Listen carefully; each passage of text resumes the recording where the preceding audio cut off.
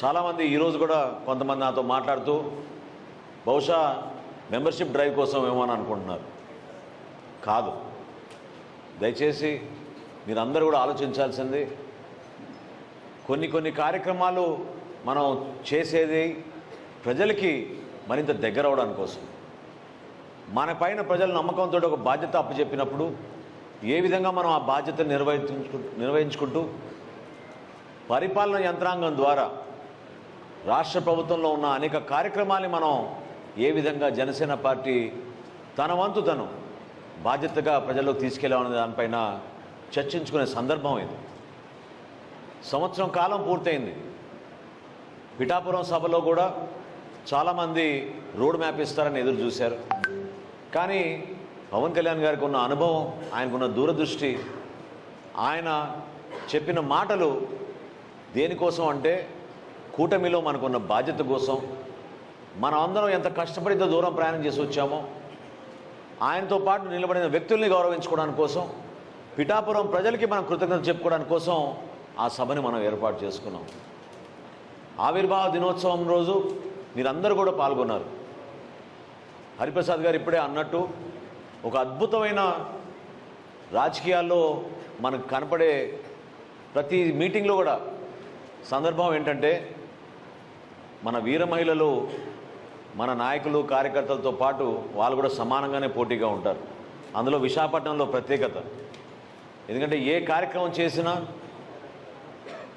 Starting నుంచి విజయ్ ఉన్నాడు, సందీప్ ఉన్నాడు, ఇక్కడ తాతారావు గారు, నేను 6-7 సంవత్సరాల నుంచి చూస్తున్నాం. చిన్న కార్యక్రమం చేసినా కూడా వచ్చిన 10 మందిలో 5 ఖచ్చితంగా మన వీర మహిళలు ఉండేవాళ్ళు. నిజంగా మీ స్ఫూర్తిని అభినందించాలి. పార్టీ అధ్యక్షుల పైన, పార్టీ పైన మీకున్న నమ్మకాన్ని, మీ గౌరవం నిలబెట్టేటట్టు మీ అందరం కూడా ఆయన కింద పనిచేసినప్పుడు మీరు నేర్చుకున్న మాటల్ని ఎప్పుడు కూడా వీర మహిళలకు గౌరవం ఇచ్చేటట్టు అనుక్షణం జనసేన పార్టీలో ఆ ప్రాధాన్యత ఇచ్చుకుంటూనే వస్తున్నాం. ఈరోజు కూడా ఈ 12 కమిటీల్లో ఎక్కువ మంది సభ్యులు ఎక్కడున్నారంటే వీర మహిళలునే ఉన్నారు. 32 మందికి ఇచ్చారు ఈరోజు స్థానం. సో ఆ విధంగా మనం ప్రోత్సహించుకుంటూ, ఎందుకంటే నేను మరోలేని సంఘటనలో ఒకటి ఏంటంటే స్థానిక సంస్థల ఎన్నికలు వచ్చినప్పుడు రాజకీయంగా కొంచెం ఆలోచించి ఆ రోజున తెలుగుదేశం పార్టీ కూడా బహిష్కరిస్తున్నాం అనే మాట చెప్పారు.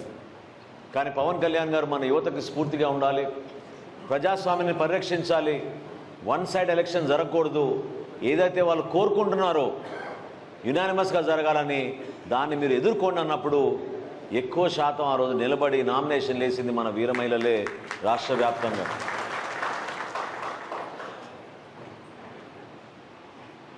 రాజకీయాల్లో చాలా మార్పులు చూస్తూ ఉంటాం. ఈరోజు ప్రభుత్వంలో మనం ఉన్నామంటే 2019లో మన ఎన్నికలు ఓడిపోయిన తర్వాత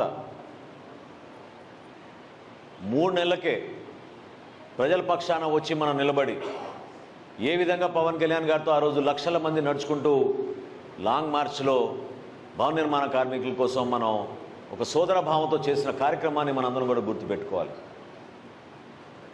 కొన్ని కార్యక్రమాలు వర్తమాన రాజకీయాల్లో ఏ రాజకీయ పార్టీ చేయలేదు, కానీ 5 సంవత్సరాల్లో జనసేన పార్టీ చేసింది. ప్రజల పక్షాన్ని నిలబడ్డాం. ఏదో తూతూ మంత్రంగా మెడికల్ క్యాంపులు, లేకపోతే బ్లడ్ క్యాంపులు, లేదా అన్నదాన కార్యక్రమాలు కాదు మనం చేసింది. నిజాయితీగా చేసాం. ప్రతి కార్యక్రమం వెనుక స్ఫూర్తి ఉండింది. డొక్కా సీతమ్మ గారి పేరు ఈ రోజున రాష్ట్ర వ్యాప్తంగా తీసుకెళ్ళింది ఎవరు? మన పార్టీ అధ్యక్షులు తప్ప చెప్పండి. ఎంతో మహానుభావురాల. మధ్యాహ్న భోజన పథకం కింద మన బడి పిల్లలకి ప్రతి ప్రభుత్వ పాఠశాలలో మనం చేస్తున్న కార్యక్రమం ద్వారా పూర్వకాలం సొంత కుటుంబాన్ని కూడా లెక్క చేయకుండా, ఆస్తులు లెక్క చేయకుండా ఎవరు వచ్చినా సరే వాళ్ళకి భోజనాలు ఏర్పాటు చేసి డొక్కా సీతమ్మ గారు ఆ రోజు చేసిన కార్యక్రమాల్ని మనం ఈరోజు ముందుకు తీసుకెళ్తున్నాం. అదేవిధంగా రాష్ట్రంలో మనం చేస్తున్న అభివృద్ధి కార్యక్రమాలు, సంక్షేమ కార్యక్రమాలు, వీటన్నిటినీ కూడా ఈ మన కార్యక్రమంగా మనం భావించుకోవాలి. ఈ సంవత్సర కాలంలో లోపించింది ఏంటంటే ఇంకా మీ అందరిలోనూ ప్రభుత్వం మనదనే భావన మీరు ఏర్పడడం లేదు. రావాలి, ప్రభుత్వం మనది, దానికోసం మనం కష్టపడ్డాం. కూటమిలో మనం రాత్రింబగలు కృషి చేసి త్యాగాలు కూడా చేసి కేసులు పెట్టించుకుని, ఎంతమంది పైన కేసులు ఇక్కడ చేతులు ఎత్తండి ఒకసారి చూడండి బాబోయ్, ఇంతమంది పైన కేసులు ఉన్నాయి. ఇక్కడ కూడా ఎత్తారు కదా వెనకాల. అందులో ఎక్కువ శాతం 307లో పెట్టారు ఆ రోజున. 307 2 పెట్టారు. అందుకేనండి. సో ఆ రోజున మనం ఎంత ధైర్యంగా ఎదుర్కొన్నాం, ఎంత సంతోషంగా ఎదుర్కొన్నాం. జైలుకి వెళ్ళాలంటే రండి పదండి మనం కూడా వస్తామని చెప్పి అందరం వెళ్ళాం. ఆ రోజు అర్ధరాత్రి 2ంటికి పవన్ కళ్యాణ్ గారు నేను కూడా సిద్ధమయ్యాం పోలీస్ స్టేషన్కి వెళ్ళడానికి. కానీ మీరు ఏ పోలీస్ స్టేషన్లో ఉన్నారో మాకు తెలియదు, ఎక్కడ తిరగాలో మాకు అర్థం కాలేదు. ఎందుకంటే మీకు ధైర్యం నింపడానికి కోసం, మీతో పాటు నిలబడడానికి కోసం, అంతేగాని పదవుల కోసం కాదు మనం చేసిన ఈ ప్రయాణం. దయచేసి మీరు అందరూ కూడా గమనించాలి. చాలామంది ఈ రోజున ఏదో ఒక పదవి వస్తే ఏదో ఆడవాడిన కారు మీద పేరు రాసుకోవడానికి కోసం, బోర్డులు రాసుకోవడానికి కోసం అనుకుంటారు. కానీ జనసేన పార్టీలో ప్రతి ఒక్కరు కూడా నిలబడింది రాష్ట్ర అభివృద్ధి కోసం, రాష్ట్ర ప్రజానికాని కోసం, రాష్ట్ర శ్రేయస్సు కోసం నిలబడ్డాం. పదవుల కోసం కాదు. పదవులు వచ్చాయి కాబట్టి మనకి బాధ్యత పెరిగింది. ఈ పదవుల ద్వారా మనం ఇంకా ఏం చేయగలుగుతాం, ఇంకా ఎంత మనం మెరుగైన పరిపాలన అందించగలుగుతాం, వాటి గురించి ఈ సభ. ఒక ఆలోచన మీ అందరిలో కూడా రావాల్సింది ఏంటంటే, కూటమిలో ఉన్నాం మనం. ఖచ్చితంగా గతంలో మనం ఇక్కడ జీవీఎంసీ ఎలక్షన్లో కూడా భారతీయ జనతా పార్టీతో అప్పుడే కుదిరింది మనకి పొత్తు. వారం 10 రోజులు కూడా కాలేదు, కానీ ఎలక్షన్లు వచ్చినాయి. ఆ సందర్భంలో మనం 50 స్థానాలు మనం, 48 స్థానాలు వాళ్ళు అనే ఆలోచనతోటి కుదుర్చుకున్నాం. ఎందుకు ఆ విధంగా చేశాం? చాలా చోట్ల మన వాళ్ళు కూడా కొంచెం ఇబ్బంది పడ్డారు, ఆవేశానికి గురయ్యారు, ఆగ్రహానికి గురయ్యారు, నాయకుల్ని తిట్టారు, కొట్టారు, అన్నీ జరిగినాయి. కానీ ఆ రోజు జరిగిన కార్యక్రమం ఏ విధంగా మనం ముందు తీసుకెళ్ళాం చెప్పండి. ఈరోజు రాష్ట్రానికి ఉపయోగపడిందా లేదా? ఆ రోజు భారతీయ జనతా పార్టీలో పొత్తు లేకపోతే ఈరోజు ఆంధ్రప్రదేశ్లో మనకి ఈ విధంగా ధైర్యంగా మనం అమరావతి చేయగలుగుతాం, పోలవరం చేయగలుగుతాం, ఒక సుస్థిరమైన ప్రభుత్వం ఏర్పాటు చేసుకోగలుగుతాం అనే భావన ప్రజల్లో కలిగేదా మీరు చెప్పండి. అటువంటి త్యాగాలు, అటువంటి ఆలోచన, మన అదృష్టం ఏంటంటే మనకు అటువంటి నాయకత్వం పవన్ కళ్యాణ్ గారిలో ఉంది. దూరదృష్టితో ఆలోచించి ప్రతి అడుగు జాగ్రత్తగా వేసుకుంటూ మనం ముందుకెళ్ళాం. వీర మహిళలు మీరు చేసిన ఒక గొప్ప ప్రస్థానం ఈరోజు స్ఫూర్తిదాయకంగా ప్రతి ఒక్కరికి మిగిలింది. రాష్ట్రంలో అనేక కార్యక్రమాల్లో మనం ఇబ్బందులు పడుతున్నాం. సోషల్ మీడియాలో చేసిన దుష్ప్రచారం మన వీర మహిళల్ని ఎవరైనా చూసారా చెప్పండి. ఎన్నిసార్లు ఇబ్బంది పెట్టారు, ఎంతమందిని వాళ్ళ ఇళ్లలో క్షోభ కలిగించే విధంగా చేశారు. రాజకీయాలకే దూరంగా ఉందాం అనుకున్నారు. రూపా గారు వచ్చారా?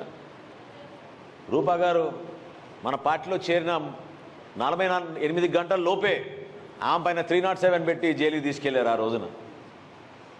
కూర్చో తల్లి. సో ఇవేవో మనం పబ్లిసిటీ చేసుకోవడానికి కోసం, మీడియా మేనేజ్మెంట్ చేసుకోవడానికి కోసం కాదు మన ప్రస్థానం. మన అందరం కూడా చాలా కష్టపడ్డాం, ఒకరికొకరు తోడుగా ఉన్నాం. ఎవరికి ఇబ్బంది ఉన్నా కూడా మనం వచ్చి నిలబడే వాళ్ళం. అది మన గొప్పతనం. నిజంగా ఆ రోజు రూపా గారిని ప్రత్యేకంగా ఎందుకు అంటున్నారంటే, రూపా గారు ఎవరో తెలియదు, కానీ ప్రతి ఒక్కరూ ఆమె కోసం, ఆమె కుటుంబం కోసం నిలబడదాం అనే తపన మన నాయకులందరిలో కూడా ఉండింది ఆ రోజు. మా గురించి కాదు మేము వరి అయ్యేది, ఆమె గురించి వరి అయ్యేది అని తాతారావు గారు 10 సార్లు అని చెప్పాడు. సందీప్ కూడా అదే. ఆ రోజున జైల్లో ఉన్నప్పుడు మనం చేసిన కార్యక్రమాలు అదంతా మనకి ఒక టీచింగ్ లెసన్. అది దాన్ని మనం ఉపయోగించుకోవాలి.